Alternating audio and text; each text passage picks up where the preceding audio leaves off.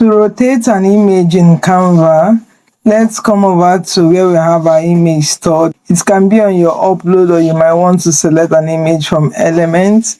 I'm still going to select an image from my Elements, and let's quickly select this image.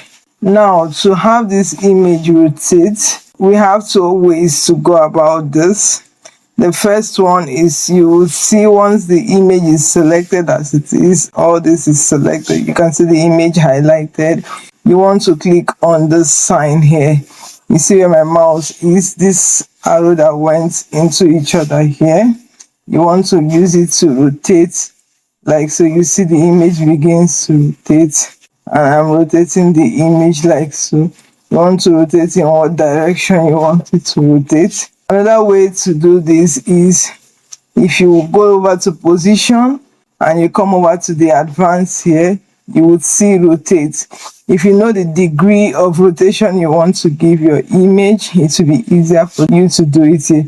So we want to give this image a -45-degree rotation, and we'll enter. You can see that image rotates in that angle.